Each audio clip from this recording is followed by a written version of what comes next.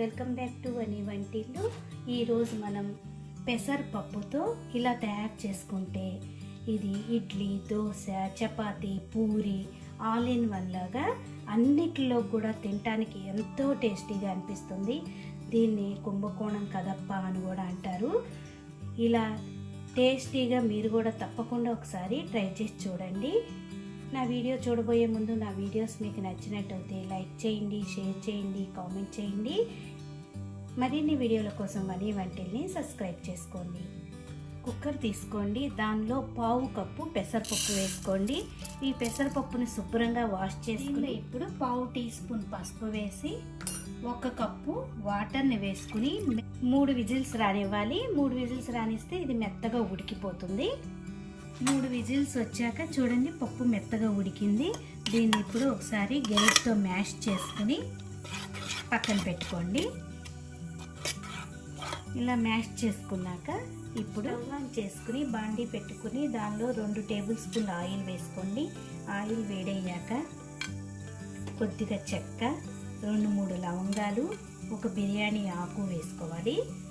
పావు tea spoon ఆవాలు, పావు టీ స్పూన్ జీలకర్ర వేసి వేగనివ్వాలి. జీలకర్ర ఆవాలు వేగాక పైని చీలికలుగా కట్ చేసి వేసుకోండి. దీనిలోనే కొద్దిగా కరివేపాకు వేసుకుందాం. మీరు తినే కారాన్ని బట్టి పచ్చిమిరపకాయలు వేసుకోవాలి. నేను ఇట్లా 1 పచ్చిమిరపకాయని చీలికలుగా కోసి వేసుకున్నాను. ఇప్పుడు ఈ ఉల్లిపాయని కొద్దిగా వేగనివ్వాలి. ఉల్లిపాయ కొద్దిగా వేగాక 1 టీ స్పూన్ అల్లం వెల్లుల్లి పేస్ట్ వేసుకోండి. అల్లం వెల్లుల్లి పేస్ట్ కొద్దిగా వేగాక దీనిలో 1 మీడియం సైజ్ టమాటాని ముక్కలుగా కోసి వేసుకోవాలి.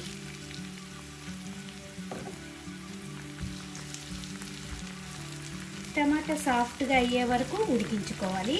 టమాటా ఉడుకుతున్నప్పుడు పావు టీ స్పూన్ పసుపు వేసుకోండి. ఉడుకుతున్నప్పుడు రుచికి తగినంత ఉప్పుని వేసుకుందాం. టమాటా ఇలా కొంచెం మెత్తగా ఉడికాక 2 బంగాళదుంపల్ని ఉడికించుకుని ఇలా మ్యాష్ చేసి వేసుకోండి.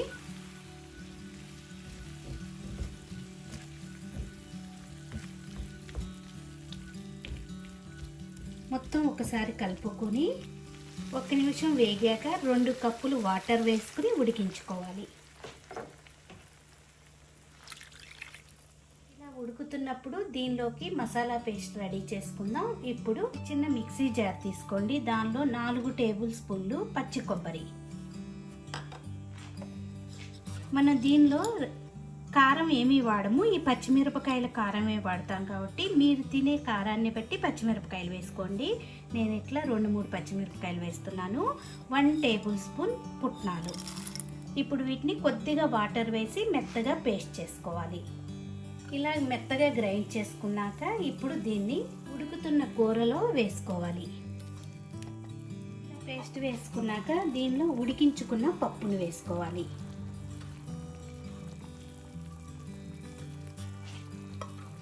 మొత్తం కూడా ఒకసారి కలుపుకొని 4-5 నిమిషాలు లో ఫ్లేమ్లో ఉడికించుకోవాలి.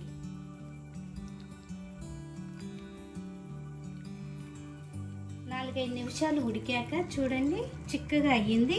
మీకు కావాల్సిన చిక్కదనాన్ని బట్టి వాటర్ అనేది పోసుకోవాలి. ఇలా ఉంటే సరిపోతుంది. ఇప్పుడు దీనిలో సన్నగా తరిగిన కొత్తిమీర వేసి ఇంకొక నిమిషం ఉడకనిద్దాం. కూర ఉడికిపోయింది. ఇది ఇప్పుడు rice, chapati, dosa, idli all in one లాగా చాలా బాగుంటుంది. మీరు కూడా తప్పకుండా ఒకసారి ఇలా ట్రై చేసి చూడండి. ఈ వీడియో నచ్చితే కనుక లైక్ చేయండి, షేర్ చేయండి, కామెంట్ చేయండి. మరిన్ని వీడియోల కోసం వని వంటిల్ని సబ్స్క్రైబ్ చేసుకోండి. Thank you for watching.